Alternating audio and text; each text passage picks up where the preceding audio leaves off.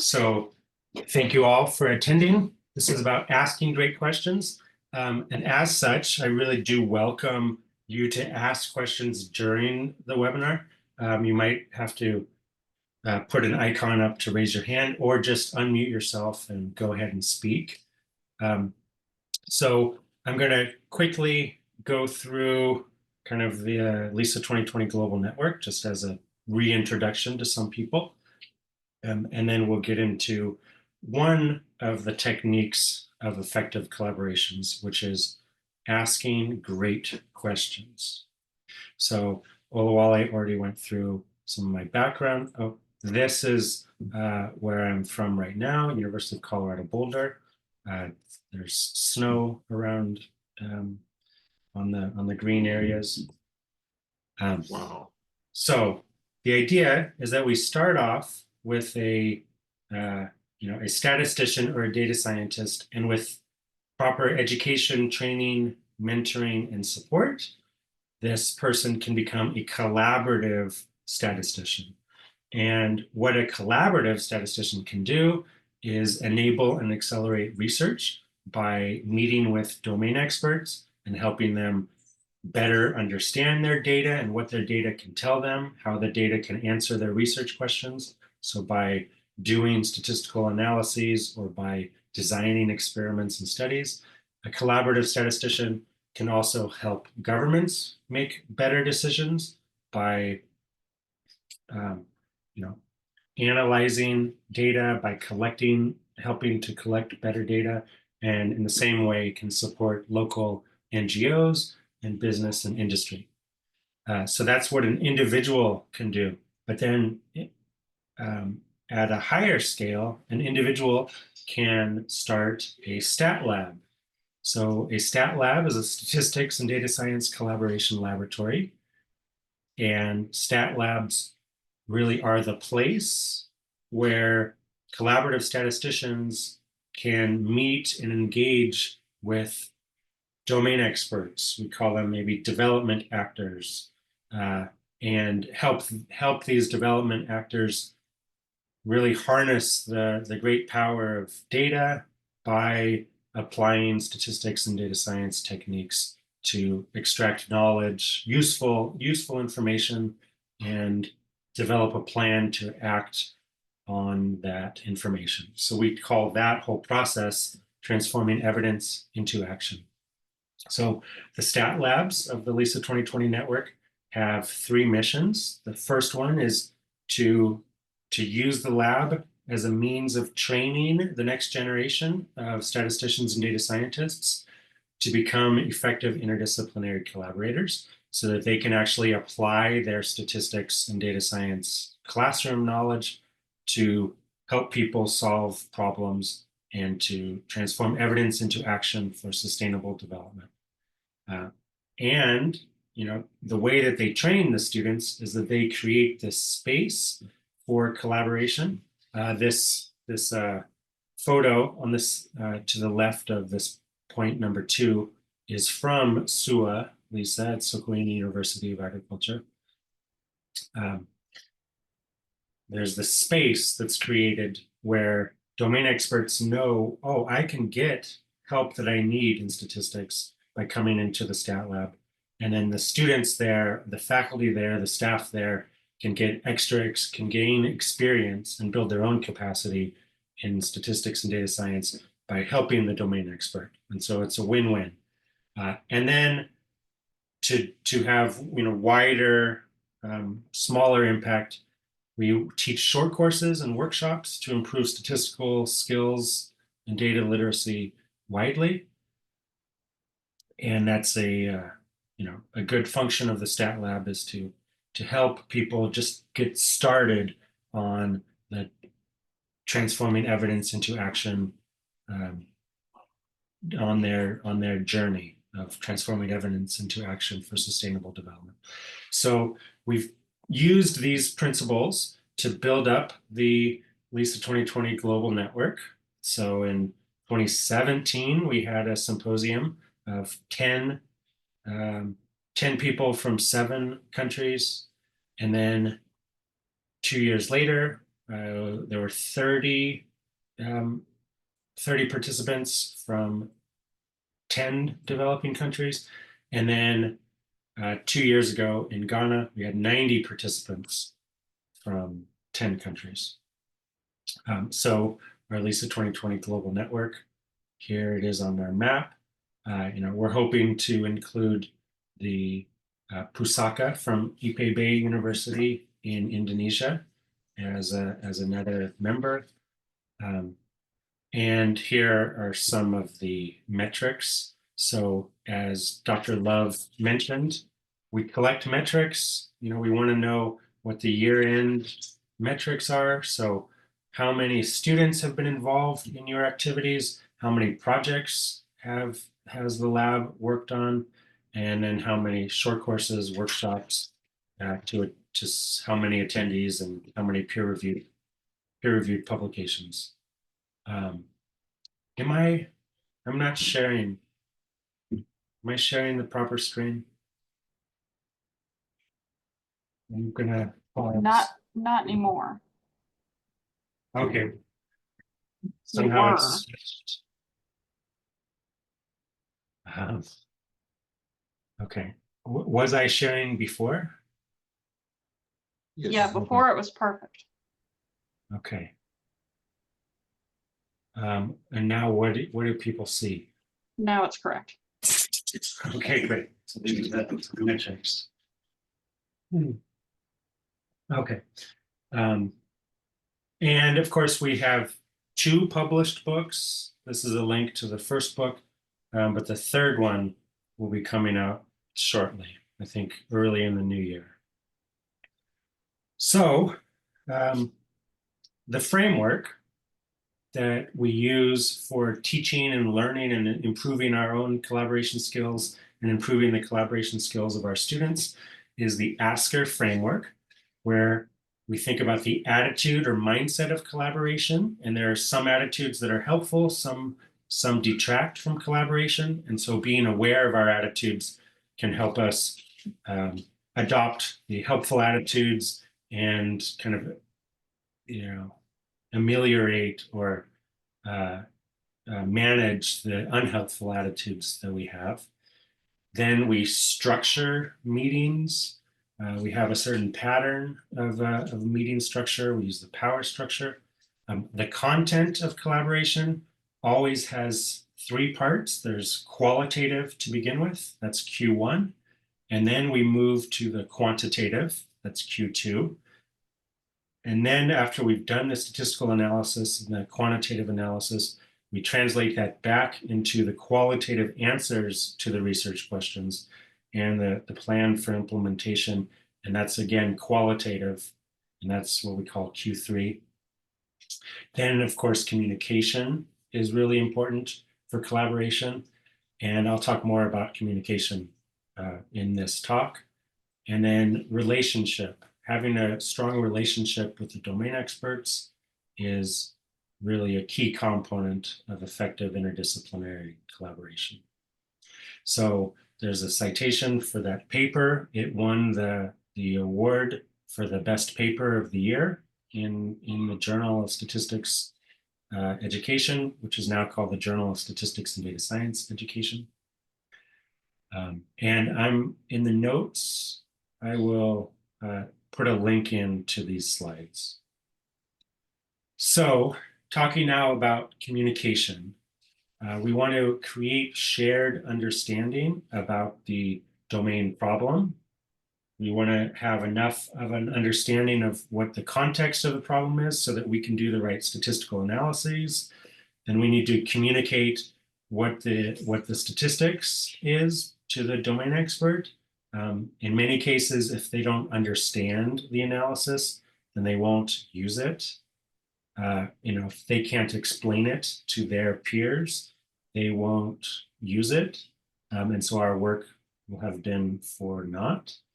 And so creating a shared understanding about the domain, about the statistics, and then about the solution that we have come up with the domain expert using our statistical analysis. These are domains in which we need to create shared understanding. So how do we create shared understanding? Basically, we listen to the domain expert, we ask great questions, we paraphrase the answers, and then we summarize our understanding of that topic before moving on to the next topic. And we also explain statistics using a variety of tools, including analogies, diagrams, examples, plain language, and when necessary, technical definitions. That's the adept method. So there are these tools that I use in my own collaboration and that I teach my students. And all of this together is how we use effective communication to make deep contributions to a project and create strong relationships. So I'm going to start off with an introductory example of why are you attending this webinar? Now, this is not a great question. Maybe this question can come off as maybe a little bit impertinent of, well, what do you mean? I was told to, or of course I'm attending, I'm a regular attendee. The domain expert, you might be a little bit defensive. What I'm saying is that the way that we ask questions can help us get better information from the domain expert and can help strengthen the relationship that we have with the domain expert. And if we can just improve the way that we ask questions, maybe 10%, make it a little bit better, then our collaborations, will be a little bit better. And over time, these small improvements will compound and we will become much better collaborators and have much more impact over our careers. And if we can teach our students to become a little bit better collaborators, they will get a head start, and that head start, that how much better they are than the average statistician, will compound over time, and they will become 10 times better than the average statistician, in just a few years. Okay, so I'm going to talk more about collaborations, and I think of collaborations as having two main goals, two end goals. And one of them is to make a deep contribution. This is how we add value, in our professional world. This is how we have impact. So to make a deep contribution on a project, we need to really ask questions in 4 different domains, or we need to at least think about how to probe domain experts to help them improve their understanding of their own research questions. So we ask about the research, we ask about the context, so we're understanding about the research, but we can also add value by having the domain expert really crystallize his or her thinking about their own research or about their business question or about their policy question. And we can do this by asking questions. So the second part really is to gather information to improve our own understanding of the domain problem. And I think this is where maybe we ask the most questions, is how it is for us to understand what the domain expert's problem is. They're an expert in their own field. We're a newcomer often to their field. And so we need to ask questions to gather information about their domain. And then we have to really understand the statistical issues. So we can ask questions about the study, about the experiment, about the outcome variables, about the covariates, et cetera. And that will help us enable us to develop appropriate analyses that will be used to answer the domain questions. And then finally, we need to advance the domain experts' understanding of the statistical analyses and help them build up their capacity in statistics so that they can do, better, the same thing maybe without our help later, or bigger and better things with our help in the future. And so these are areas in which we add value on a collaborative project. Now, the second, I say that the other goal of a collaboration is to create a strong relationship with the domain expert. And we can do that by asking questions about the goals that highlight the similarities that we have and how our goals align with the domain expert's goals. We can create shared understanding about the underlying facts about the project. And then we can, to build strong relationships, we can increase our levels of trust by asking authentic questions to show that we are on their team. We want what they want, and we are reliable. We are also honest about what we can do and what we can't do. And then there are certain questions that can help strengthen the relationship. I call them glue questions or check-in questions. So things like, what can I clarify? Or how do you feel about these results? Or, if you have not talked with your domain expert for a month, you can send a text, send a message to them just to check in and ask a question, and those can help strengthen the relationships. So this is where we're trying to go, is to make deep contributions and create strong relationships. Now, a good question, I think, is one that helps you accomplish the task of the project. It elicits information necessary for you to do your job as a statistician. And so a good question can lead to a deep contribution. Or a good question can be one that strengthens your relationship with the domain expert. And so good questions can lead to strong relationships. And now the key thing is that a great question does both. So a great question gets you the information that you need to make a deep contribution, and at the same time, it strengthens the relationship between you and the domain expert. And so by focusing both on the task of the project and the relationship with the domain expert, we can create really effective collaborations. And so kind of an example of this is I usually, not last night, they went to bed. Anyway, last night was a different story for my children, but usually I read books to my children. And why do I read? Well, I want to, as a good father, I want to, as a good parent, I want to accomplish the task of raising smart, educated, imaginative, creative children who know how to read. And by reading to them, I can accomplish that task, right? I can help them learn to read and exercise their imagination. But really, why do I read to them? Well, I read so that we just establish a stronger relationship. Having them on my lap, spending time with them, that helps our relationship. So by reading to my children, I'm actually doing both things. I'm accomplishing a task and strengthening the relationship. And so that's just like what a great question can do.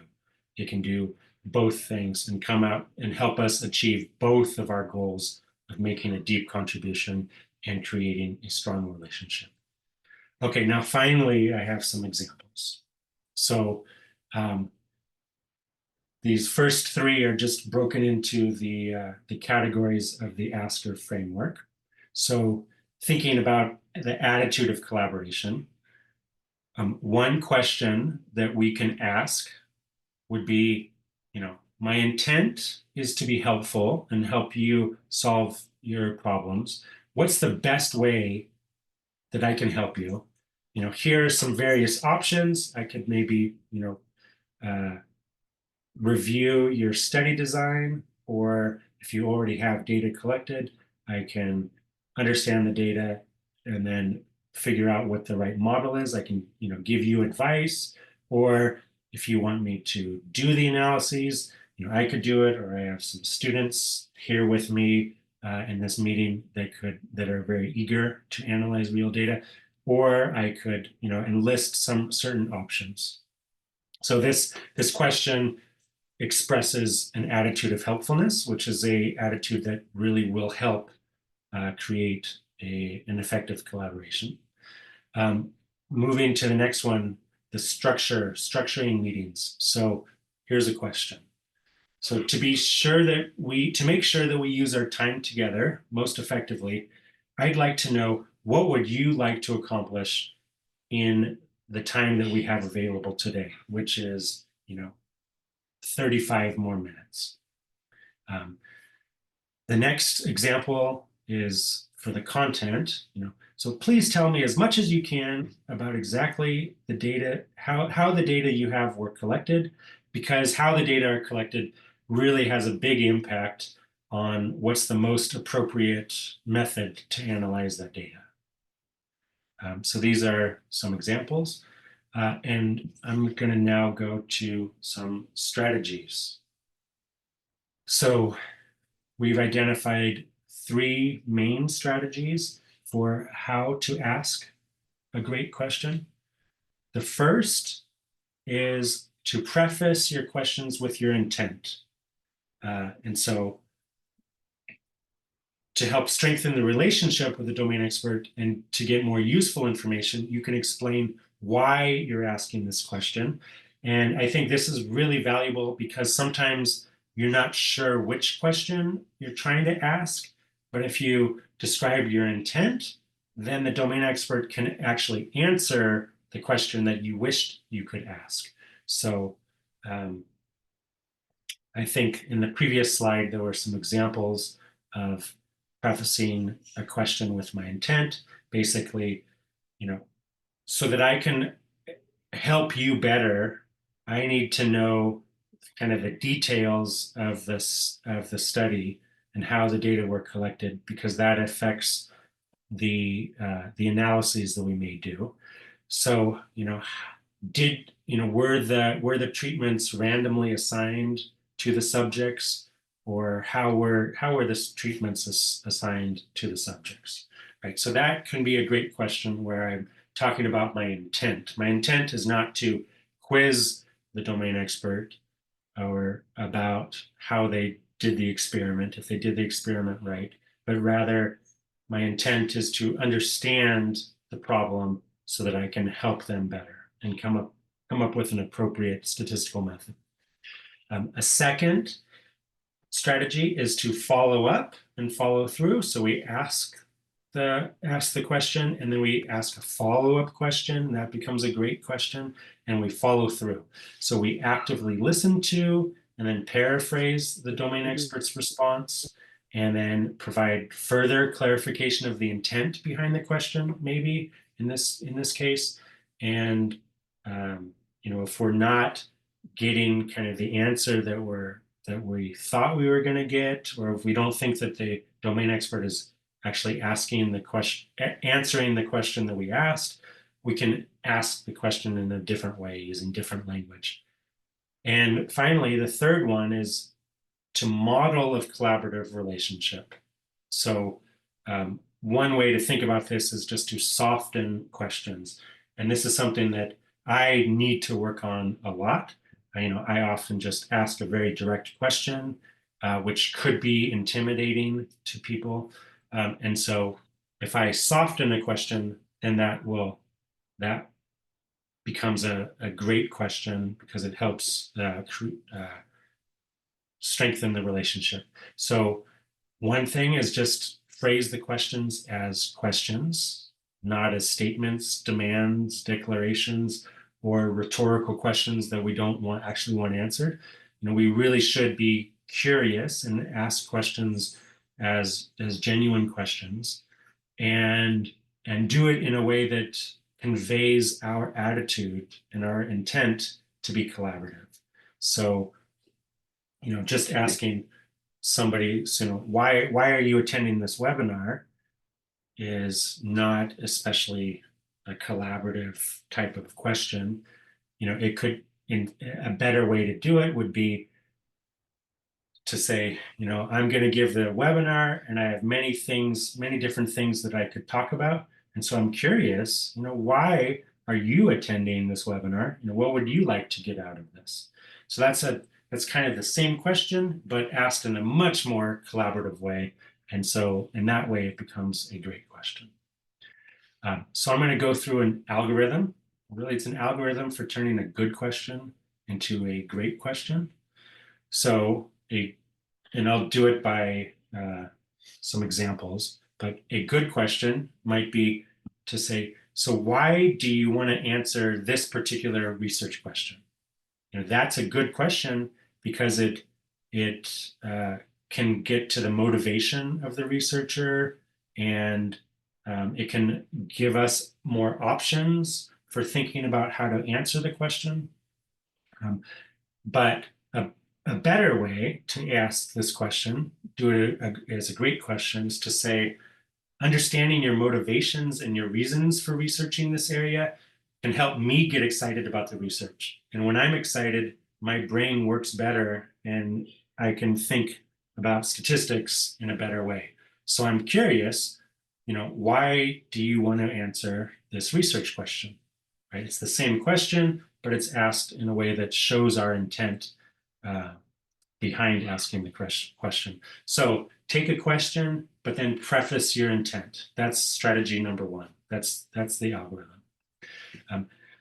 A second one would be to follow up and follow through. So why do you want to answer this research question? Then you listen and you paraphrase, and then you follow through by saying, so please check my understanding. You're interested in X because that will enable you to do Y, which is important for the Z reason. Now, am I missing anything from this? And hopefully they'll say yes, exactly. And that kind of interaction can really help strengthen the relationship, and it makes sure that you really understand the domain problem, and so you can accomplish the task better and strengthen the relationship better. And so this process becomes a great question. A third strategy is to then ask it in a collaborative way. So, instead of why do you want to answer this research question, you could say, I can see how this is a really exciting line of research because it's going to impact lots of people and improve the health of a big part of the population. And so I'm curious, why do you specifically want to answer this research question?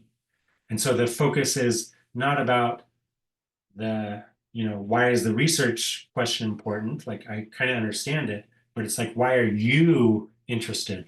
And so that gets to a personal reason. And so maybe the domain expert is personally involved in, let's say it's a health problem, of some malaria research. And it's so why are you wanting to answer?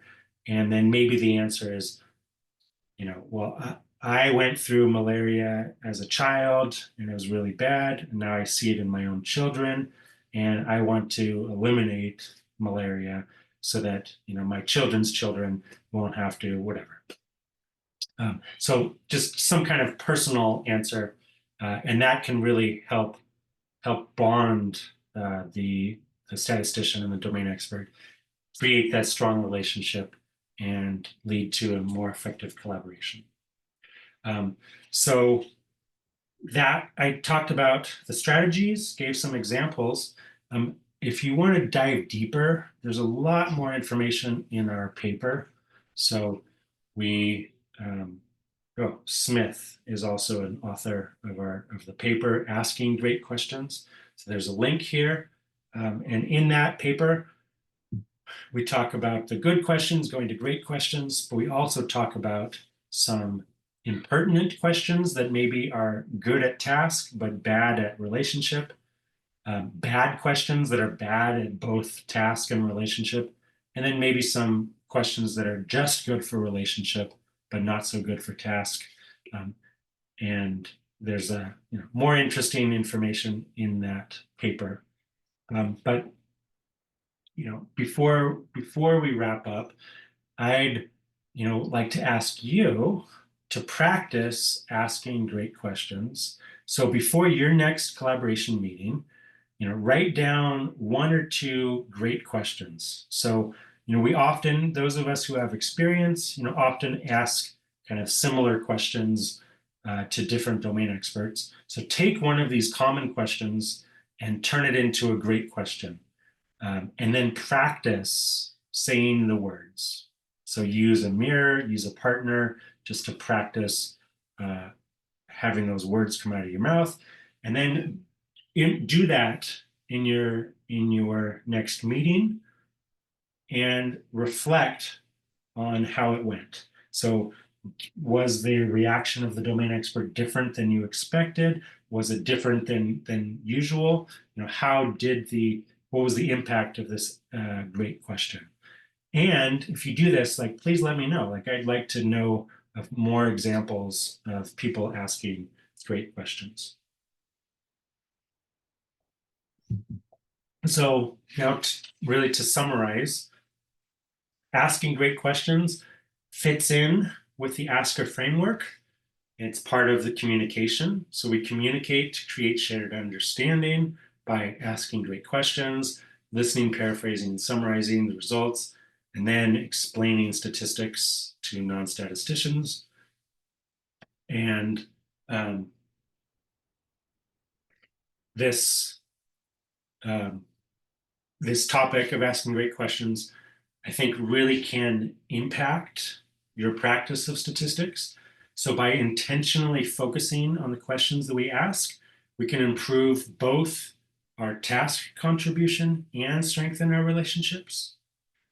And so, when we're asking great questions and listening, paraphrasing, and summarizing to create shared understanding, we're going to get great answers. And that's really going to help us in the task. And of course, this whole process also improves the relationship.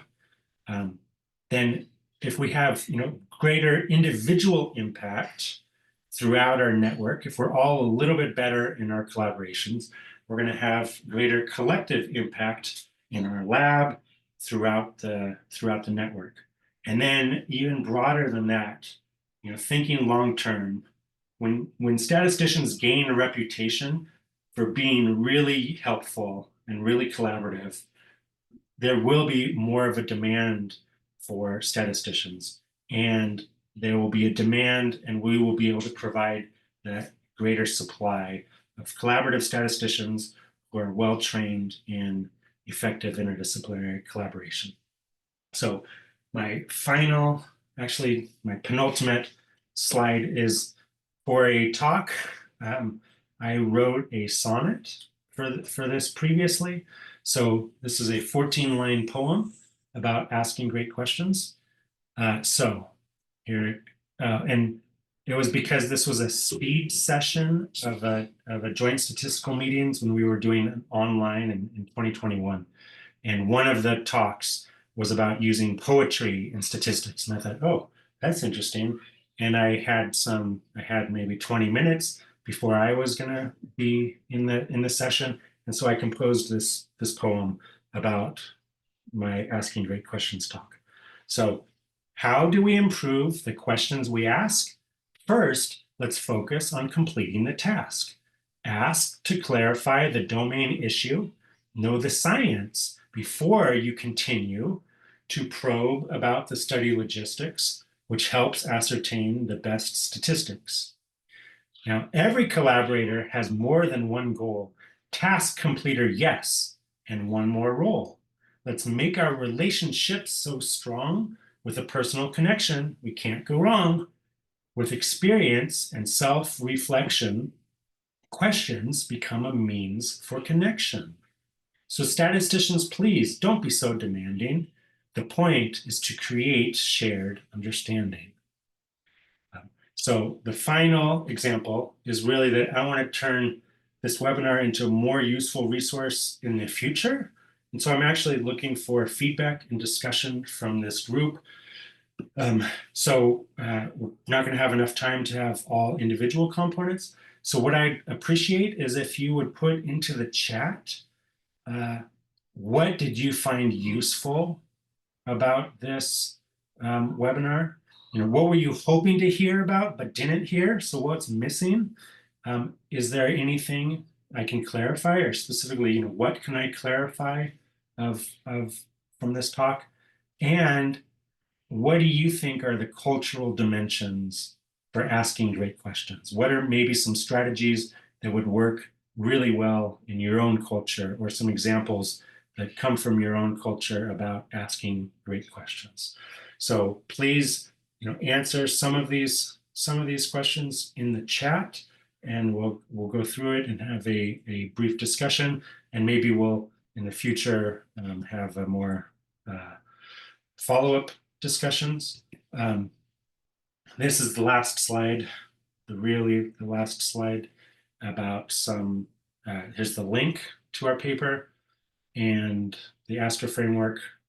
There's also a paper that I wrote about the goals of statistical collaboration, about those two goals of a deep contribution and strong relationship, and many more collaboration resources on the open science framework, www.osf.io/xmtce. So thank you for attending, and I am going to read through some of the comments in the chat, and we'll have discussion. So thank you once again.